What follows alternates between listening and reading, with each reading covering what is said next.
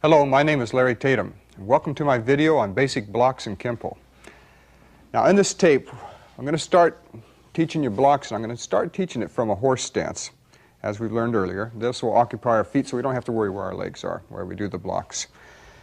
Basically, there's 4 basic blocks in the Kenpo system that most of our motion stems from. And what we're going to work on first is called an inward block. An inward block is one of the more common blocks used.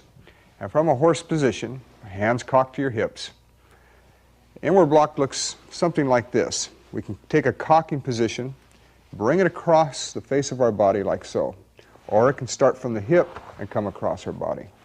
Now I want you to imagine a square in front of you. And as you block, you're going to go from this corner of the square over to the other corner. And we're going to use the arm from the top of the fist down to the elbow. That's going to be your margin for error. You have all this to use to block with. Now as you block, we're going to call this the upper case and the lower case of the block, this area in here. And we'll see why as we go along. Now 2 ways I want you to practice this block. Firstly, I want you to start with the block cocked across from your ear. This will allow you to rotate, bring some torque into the block as it comes across the face of your body. When that block stops, it should be right across from the opposite shoulder and approximately eye level. You can use your own solar plexus as a guide to mark where the center of your body is and where that elbow should be aligned to the center of the body. Once you've executed and you've learned it properly from this angle, then I want you to learn it from the hip. Bring it across, and this is called a thrusting inward, whereas this is called a hammering inward. I'll show you why and how we use each one. All right, now let's see how these blocks are applied with my assistant, Rick. All right, first, Rick, if you'd put your guard up. If I have a choice to step into my opponent or step back, that's going to have a determining effect on how I'm going to use an inward block. Now generally, we know that the block covers from approximately the solar plexus up to eye level. It covers this area. If Rick throws a punch and I step back, I do have enough time to cock that arm and then hammer with the block. And a hammering inward creates a lot of power, obviously, because it drops down and you can use your marriage of gravity, and it has a tremendous amount of torque. It's a twisting of the arm as it hits. So as that punch comes, I can hammer it, and more than just a block, it becomes a strike as well. Okay, now, if I can't step back, say there's another person behind me, a wall, whatever, but my environment now is going to dictate where I go. If I have to step forward, then the block is going to have to stem and be executed right from my hip. Well, I don't have the torque from the hip, but I have a lot more speed. And this is one of the consequences of motion. Sometimes you may have to sacrifice some power for the speed of the move.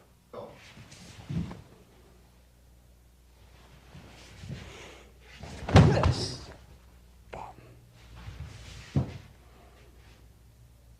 Slow.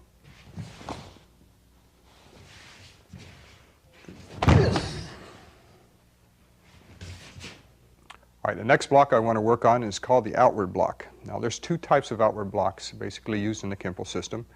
We have a vertical outward and an extended outward. We're going to work on the vertical outward first. Now from a horse stance, it's no more than bringing your arm over to the opposite side of your body in line with your other fist and bringing the block across your face, again at eye level, and we're going to use the outside of the arm to block with. It's a vertical outward, literally because the block itself is straight up. All right, now, again, your solar plexus is going to be your guide to your center line. You don't want to be above the solar plexus, you don't want to be below it. If you're right at your solar plexus, you'll find that the top of the fist will be right at eye level as you come across with this block. It does have somewhat of a torque to it. As you come up, it has a little bit of torque as well. Now from the side, from a neutral position, I'm going to start it with the arm already down. I'm going to bring it up and I'm going to anchor it, or hinge it rather, from my elbow and bring it across at eye level. Again, we're using the outside of the arm to block with. All right, now with the help of Rick, I'm going to show you that this outward block, this vertical outward is generally used for in-close fighting. It's not the type of block to use on a hooking type of punch of this nature. But if Rick is close to me, and if a jab comes, it works and it hinges from that elbow. It's a very quick motion. I'll do it a little slower. As the punch comes, you just bring it across the face of your body this way. From this position, if you shot another punch, then you have your inward. Another punch again, then you have that vertical outward. Slow, slow again. Not fast. 1, 2, 3 times. 3 times, go.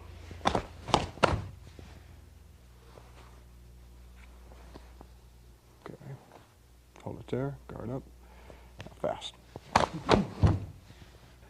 All right, now that we've learned the inward block as well as the vertical outward block, I want you to learn how to combine them in a crisscross type of pattern. Now, if Rick shoots a right punch, we can start with an inward, and then we can cross the outward block in front of that. Okay, this is a double blocking type of motion. As he moves, and the other, we're just going to crisscross. Now, it's important to learn this. Now, we're using it from a horse stance. I wouldn't advise working from a horse stance in a real situation, but right now we're considering just the blocks. Again, when the punch comes, we have an inward, and then an outward, an inward, and then an outward. Okay, now, reason for this is, when you have this double blocking, if Rick shoots a right punch, and I use an inward here, and then I decide to crisscross with an outward, why would we take the time to do a double blocking? Or what value can it have for us? Well, if we analyze this, right at the inward, the backward motion or the reverse motion of the inward can be turned into a grab, and while the outward motion of the block strikes, it becomes now a break on that elbow as well. Not only does it become a break, but it sets itself up for a strike at that point as well. Now you watch it again, a little slower. I'm going to step off and do an inward. And here comes my outward with a break which will arch him right up on his toes when you apply it. So you can see that by learning how to crisscross early, what's all the options that are open to you. And this is extremely important. Another thing is that once you're from this position, with your outward motion, the hand can rotate and again go to new targets from here, okay? Which we'll learn as we go along later on in the tapes. All right, the next block I want to work on is called the extended outward block. And it's exactly what the name implies. Rather than the block being vertical this way, what's going to happen is we're going to bring the block across the face of our body and we're going to extend it out. It's no more than taking a vertical outward, turning the fist forward and extending this out on approximately a 45-degree angle in relationship to your body from here. Now this block is generally used, and you can see from the side, it comes straight up the center of your body, and when it reaches just about eye level, then it turns out away from you. So it becomes a shield. We call this a shielding block as well.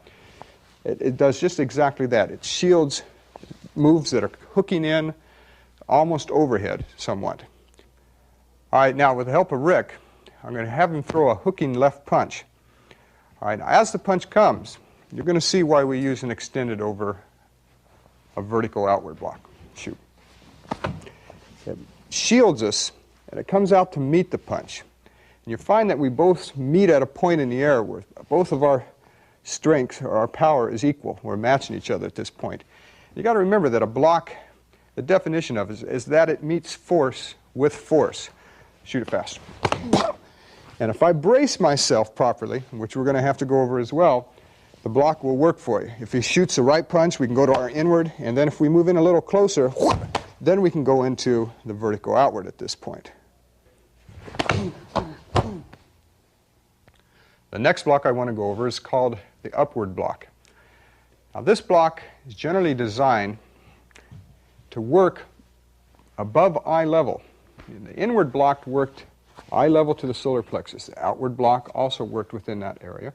That was the vertical outward. The extended outward still worked, but it was projected not so close to the body, but it was still eye level and in line with the center of the body.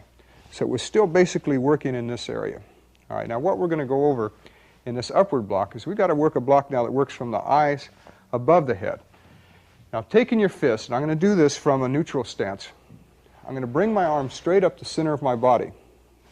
And right up that center line. I'm going to stay on this side of the center line. And when I reach about eye level, I'm going to torque it so that it forms a 45-degree angle in front of my head and above it as well. Now I want this block, if you look at it from the angle, side angle here, I want it to be a hand's length from the head. I don't want it over, because if you block something, the weight of it, the pressure of it's going to throw you off balance as well. But I want it about this far from your head, so whatever does hit is going to be deflected. Your own bicep is going to be like a shock absorber as well as your shoulder. Whatever hits the arm is going to hit at the angle that you've already created. We call this an angle of deflection. It's very important because we don't want the block to be straight across or horizontal to the ground, because whatever we catch, although we'll block it, we're going to have to work under that force. I don't want you to do that. I want that force to roll off of your arm. So we're going to create that angle of deflection at that point. Now if you look at it from a horse position, straight up the center of the body, remember that center line, come to approximately eye level, and then torque it out so it forms like a roof. If you put both arms up there, it would be a roof, so to speak. Now, whenever you learn your blocks, make sure that you retrace the path that you went up to the block. Whether it be an inward, retrace the path, because that is reverse motion, and we're going to get more into that as well. The reverse motion of any block, any strike, also has a value to it. You remember in the other tapes I was explaining about how every move has a consequence, and also every move has more than one dimension to it. Likewise with your blocks, they all have more than just one dimension. Right now we're learning them just primarily for blocking. But I'm going to show you how this motion can be used as a weapon. And as I said before, each block has an upper and a lower case. To illustrate how this block is used, I'm going to have Rick give me an overhead strike. And I want you to watch how the angle of deflection truly works. Shoot. By creating the angle, in essence, what I'm doing is just as the block is just at the point where I'm in danger, I slip it. I slip the arm. I don't actually hit it with my fist, but I create the angle. So now as he keeps pushing, he slips off the angle I created. And if you look at it, I'm not trying to muscle this or force it back in any way. That's what I don't want to do. I don't want to absorb that much shock. What I want to do is just create the angle so that as he pushes, he cuts himself. Now from this position, if Rick starts to shoot the left punch, we're going to use the lower case of a what? Of an inward block. This is what I'm saying about knowing your upper and lower case blocks. From this point, what am I going to use? I'm going to slip in, what is this? It's a vertical outward block. What are my options? I can break, and I can keep going from this point and go into a strike.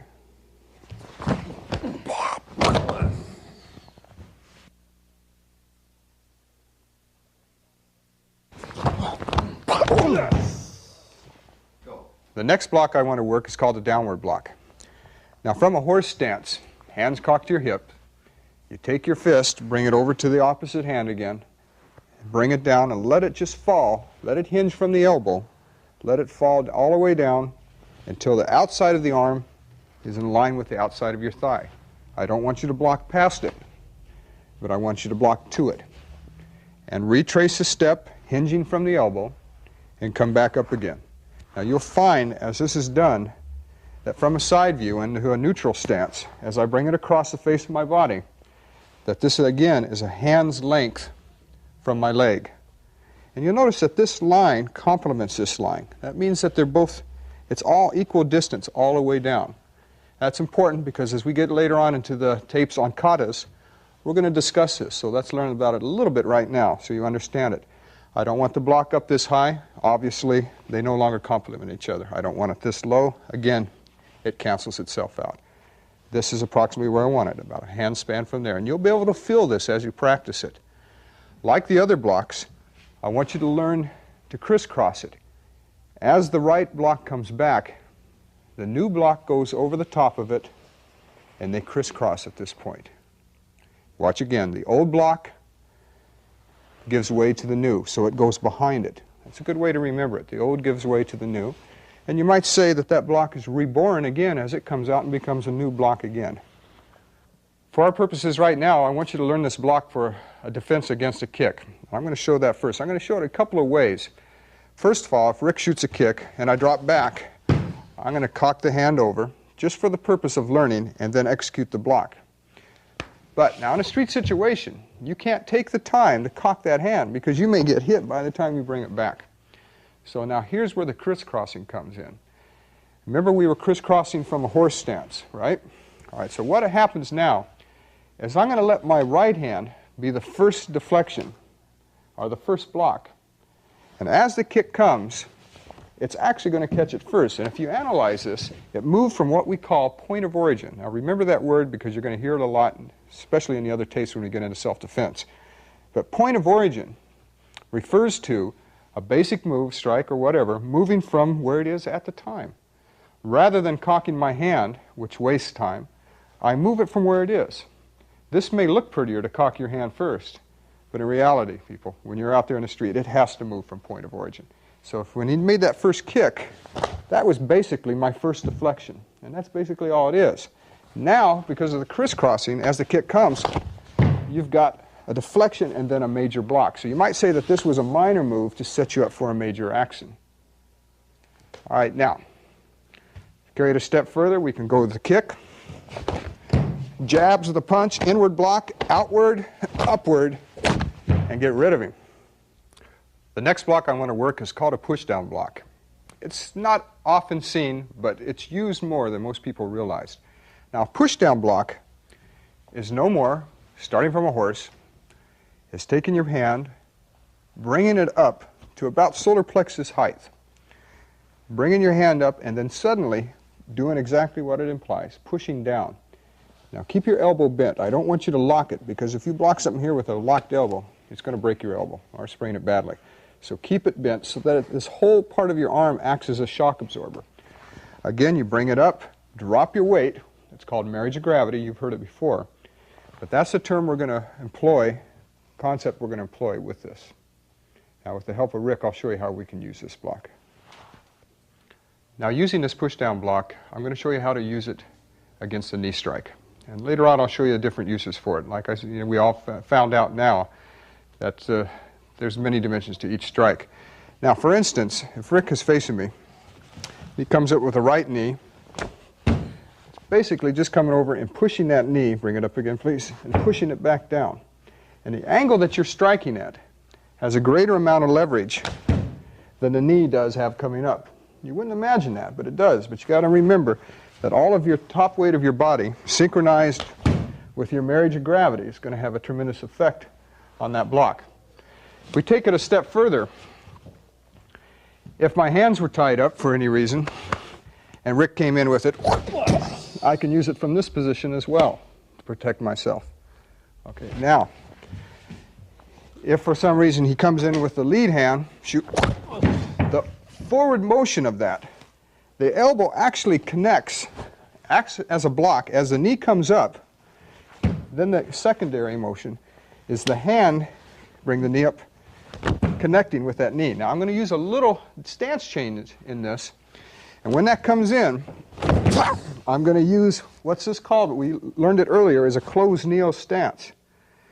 All right, now if he goes down to a horse, you can see that a little more easily by watching it from this angle. You can use it as a strike to the sternum from here. That in itself sets up another shot all the way down. Now remember when I told you to think of the reverse motion. What's the reverse of it? Is the elbow coming back up. So anytime you practice a basic, give value to the motion coming back.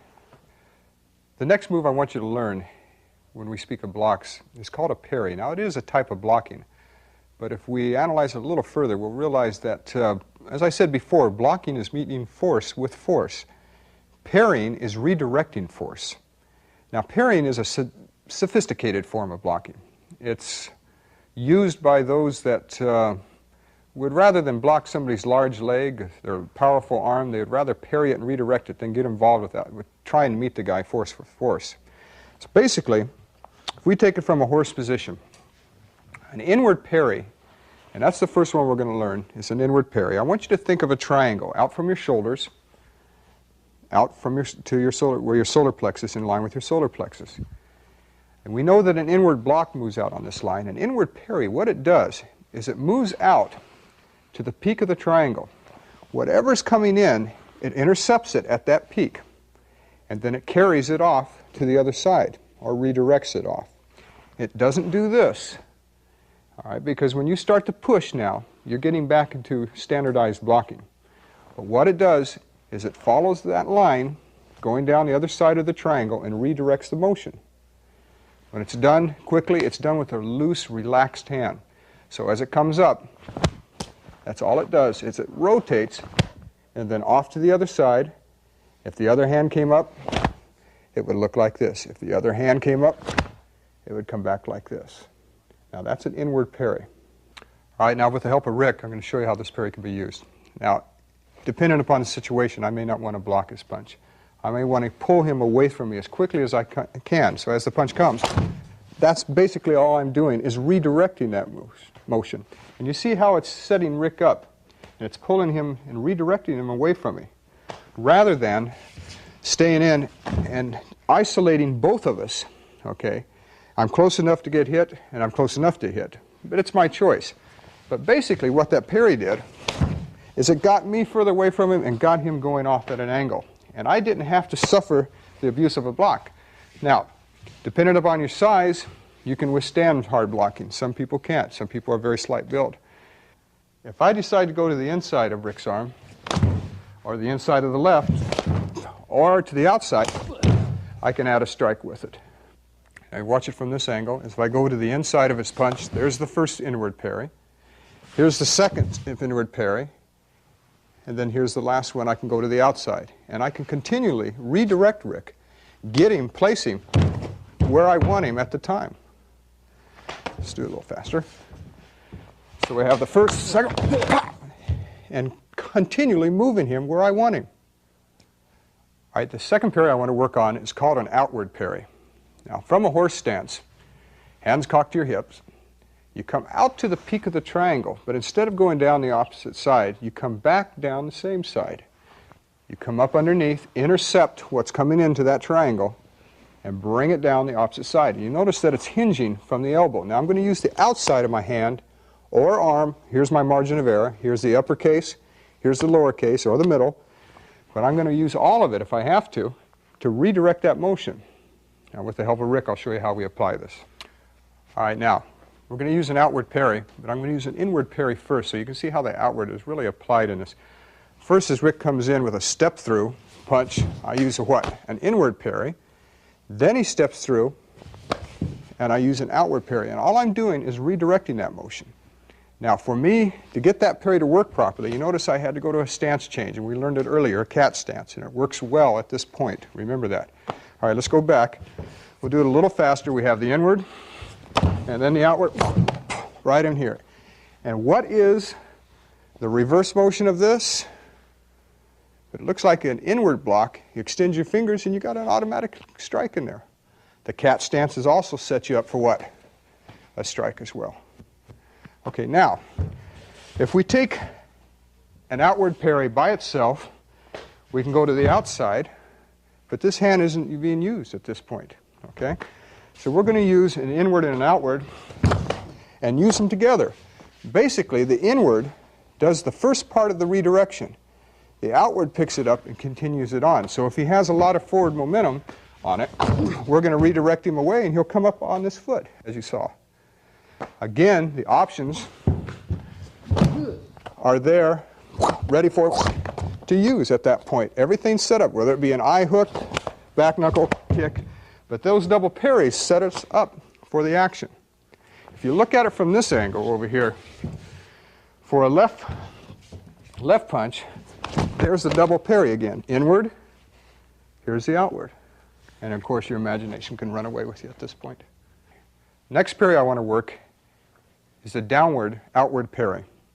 And from a horse stance, it looks similar to a downward block. But the difference is this now. We're going to think of that triangle. We're going to come out to the peak of the triangle, open the hand, and come back down the same side. So this is another outward parry at this point. It's downward because obviously we're going down. And we're going to deflect kicks, but that doesn't mean that it's just designed to deflect kicks, because your opponent could be down on his knees at that point. You could be deflecting his punches, his head, or anything for that matter. So you bring it out to the peak of the triangle, just so your elbow shouldn't go out any further than your own ribs. And once you reach the peak of that triangle, just guide it down and away from you to the outside of the leg. Don't go too far back, because you got recovery time. You may have to come back. So keep it in with the width of your own body at this point. All right, now with the help of Rick, I'll show you how to use this downward parry. Now, we're going to take a kick. And if Rick takes the kick here, and I parry, it's going to work. If I'm late on my parry, I'm going to get hit. It's all there is to it. But the point of it is, back in the other tape when we worked on stance changes and foot maneuvers, I want this parry to be backed up by a little safety measure. So as the kick comes, I'm going to drop back to, what is it called? What is it? That's the twist stance. All right, or rear crossover, you might call it. But as he moves in, I'll bring the other hand up in a checking position. Now remember that word, because that's going to be in one of our other tapes as well. From that position, if he shoots a back knuckle, I've got an inward, outward, and then of course I can go from where I want at that point. Now watch this again. First we have the downward parry, and then the inward parry. And those are two of them, an inward and an outward that was used. All right, the next parry is called an inward downward parry. Now from a horse stance, what you do, again we're going to use that triangle, but we're just going to come out and then over to the other side. And that's all I'm going to do, is I'm going to come out and over to the other side. Now it can be done one of two ways. You can come out, keep the palm of the hand facing away from you, or you can come out and put the palm of the hand in. Depending upon the situation, it can be used either way. So learn it both ways. I'm going to use this one now. Now what's nice about these downward parries is they all move from point of origin. And they move very quickly. For instance, if I'm being tackled from Rick here, no more than a redirection. And if you look at it without Rick being there, it was stepping back and just turning my body, and the arm naturally goes into position. Again, watch the complementary angle. Now, what's open to me when he does this? You tell me. There's a lot open here. Whatever we want to add, present, change, whatever, it's all there for us. Okay, now, if we use it against a kick, you'll find that in some of the seminars that I'd give, I would draw an analogy between somebody running from a fight and being the victor physically from running from it. And you might say, as the guy was kicked at, he turned to run from it, not realizing that his turn created a defense. But then in his fright, as he started to beat feet, he caught the guy in the groin. Little did he know, as he kept on running, he had defeated the guy back there.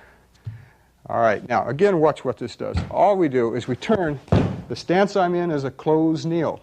I have a checkup. My options are open to me. I can scoop the groin, kick the leg, sweep, and so forth. We'll get into this even deeper as we get on to the other tapes. But this is how these parries work. Start learning them. The next parry I want you to learn is called the horizontal parry. Now we have an inward and an outward. I'll show you the inward horizontal parry first, and it's using the palm of the hand. Now from a horse position, I want you to take your hand, drop it down to your side. I want you to bring it across, hinging from the elbow, starting with your shoulder, hinging from your elbow, and then using the palm of the hand. I don't want your palm of the hand straight out. I want a slight bend to it, because we're going to use this part of the hand to actually connect with when we do a parry. Now, if you look at it, it's not so much working the triangle, but now we're working more of a half circle here. All right. Now, it can be used on a triangle and down the other side. It's similar to an inward parry, but I want you to think of more of it working out away from your body. All right, now with the help of Rick, I'll show you how this is applied. If I take a punch, and the punch is coming to the chest, that's a perfect place to use this. It's very quick, it's very strong. Remember to synchronize your parries, no matter what type you're being used, or your blocks, but synchronize them that they make contact as your back foot connects as well. Looking at it from another angle, as Rick punches, pow, there's your parry. Again, it opens Rick up, sets up new targets, all the way from the heels of his feet. Everything's set up and ready to be applied. And so, all right, now I want to go into the horizontal outward parry. Again, using the palm of the hand. But now I want you to come out to the center of your body and turn it away from you. And again, it's horizontal. It's parallel to the ground. Instead of coming in now, we're going to go out away from the center of our body. And remember that anything that moves away from the center of the body is considered an outward motion. Anything that comes towards the center is considered an inward motion. But as I come out, I rotate it. And you notice it's coming out like an inward parry. But then just as it reaches the peak of that triangle in front of us, then we push it out to the side. If I take a punch, and if my hands are already in position, say if my guard is already up and he shoots a punch, from this angle, it automatically turns out and works. Okay, let's look at it from another angle from here. From the left side with a left punch, then the parry works this way as well. All right, the last parry I want to work is called an upward parry. Now, it's similar to an upward block in that it goes right up the center line when you reach eye level, but instead of going away from you to create that angle of deflection, we're going to actually pick up his arm or whatever's coming overhead and parry it and carry it back away from us. Look at it again. We're going to come up closed fist, and then the hand's going to open, and we're going to actually pick it up and guide it away from us. Now, if you look at it from the side, as I come up, you'll notice that the hand comes over the top of the head. And this is one of very few times that we're going to use a move like this. But I want you to learn that. That's an upward parry. And they crisscross. Like the upward blocks crisscross, these crisscross as well. All right, now I'm going to have Rick give me an overhead strike. Instead of using an upward block to have Rick go off to the side of me, and that's what basically would happen. If he did the punch and I slipped an upward, I'm going to lose him here, and of course I would be allowed to use another technique. But for my purposes now, what I want Rick to do as the punch comes is I want to pick him up but carry him back over my head, because I may not want to send him in that direction. So as that punch comes, I'm going from a neutral to a forward. I pick it up, and then I use another upward parry. It comes up over the arm, but going in the opposite direction. And I'm making this little roof over my head. And then at that point, if I want to drop in and grab the groin, I just follow off that momentum, that circle that I'm making. All right, let's play with these parries a little bit, put them together, and see what we can come up with. We're not going to strike Rick. We're just going to redirect him away from us, continuously redirecting as he keeps coming at us with different strikes.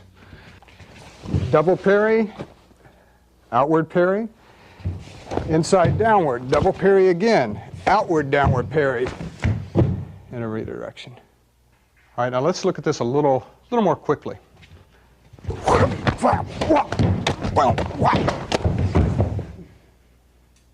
right, now we're going to do this a little bit quicker. Go.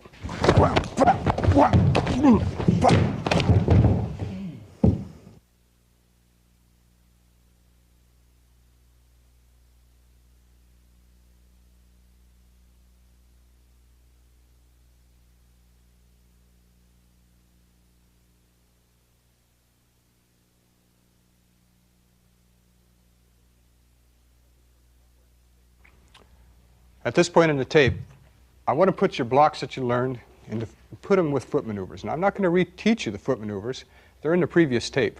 But I want to start putting the blocks, the parries with his foot maneuvers. And I'm also going to give you some blocking exercise from a stationary position, particularly a horse stance, to learn to coordinate the crisscrossing of your blocks. But what I want to start with is we remember the step through. But I want you to start practicing your foot maneuvers and utilizing your blocks and your parries. So we're going to start from a left neutral bow. And from this position, you can bring one hand back, cock it as a preparatory position. We can step through with an inward block, left inward. We can reverse it. Then we can step through with an upward block, crisscross them, other block, of course reverse it. We can step through with a vertical outward block and reverse your step throughs. Make sure that they're smooth. Step through with an extended outward block. And if you want, you can cock your hand all the way back, or you can leave one hand up as a check. We'll get into that later. What I'm interested in right now is that you can coordinate your steps with the block itself. And back. Good. And your downward blocks. And reverse. Push down. Forward and reverse as well. And back. All right, now let's go out of the step throughs and go into something a little more sophisticated. Zigzagging. We use that as a form of foot maneuvers, and that's no more than crossing over from side to side, in a sense. So what we can do, we can start from a left neutral bow, zigzag to our left with a downward, another downward from this position, and you can practice it this way. All right, you can start from your neutral. You can cross over and zigzag with an upward, because you may be off and redirecting your opponent as you do this. Okay, we did a downward to upward. We can zigzag with an extended outward, a vertical outward, and back. We can zigzag with a push down block in this position. All right, so we have different foot maneuvers such as step throughs with our blocks, zigzagging with our blocks. You should be able to execute your switching in place. And as you switch properly, you should be able to switch with your blocks smoothly and comfortably. Doesn't matter which block you're using, as long as it's smooth. And you notice that my blocks and my stance are complete at the same moment. My foot doesn't get there first and plant with my weight, and then the block, or the block gets there first, and that happens, but they're synchronized together. This is extremely important, no matter what block you're using. We also have shuffling, and as we learned in the other tape, shuffling gets us to and from our targets, but you should be able to shuffle smoothly with your blocks. If I shuffle forward, I should be able to shuffle in such a way that my block and my stance stop at the same point. All right? If I shuffle back, doesn't matter which block I'm using, but again, synchronize them so they're smooth with each other. You can step through with a block and shuffle with another block. You can step drag with your blocks and reverse as well. Play with the shuffling, play with the blocks, the step throughs, the crossovers, and so forth. Get accustomed to it. Because you're going to need this later on, because when we get into the freestyling tape, we're going to be using every one of these foot maneuvers. And your basics now have to be synchronized with that. Another suggestion is to take a horse stance. Take your blocks and do a routine that we call in Kenpo a star block. It's no more than starting with an upward block. We'll use the right hand, and using the same hand coming down to an inward, moving over to an extended outward. Take the same hand, drop it down, hinging from the elbow to a downward block. Cock your hand back, and then come back with a push-down block. Learn it on the left side.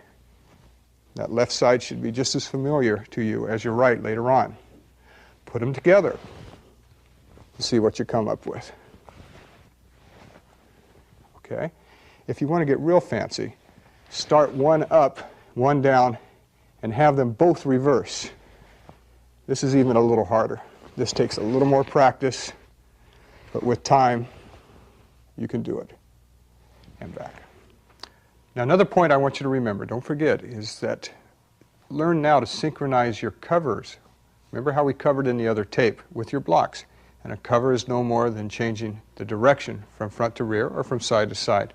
We're going to use from front to rear right now.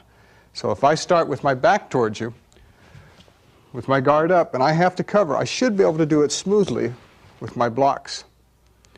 And if I have to cover again, it has to be another smooth action. And if I want to move this way across the floor, I come across, and again, come up. Do it with your parries as well. But get used to covering with your blocks as you practice. Good. Well, I hope you enjoyed this segment of the series of tapes on basic blocks. But remember that, it's just basic blocks. As we go further into the series, we'll get into advanced blocking, advanced parries, and so forth, and advanced footwork. Practice. That's all I can say. Give yourself even 20 minutes a day. Depending upon your lifestyle, 20 minutes will help considerably. And if you're not working out physically, work out mentally. If you're at lunch, dinner, someplace where you can just kind of let your mind relax a little bit, think about what you're learning. Think about it. Practice it. I hope you enjoyed it. We've got more tapes to come, and I wish you the best of luck in your training.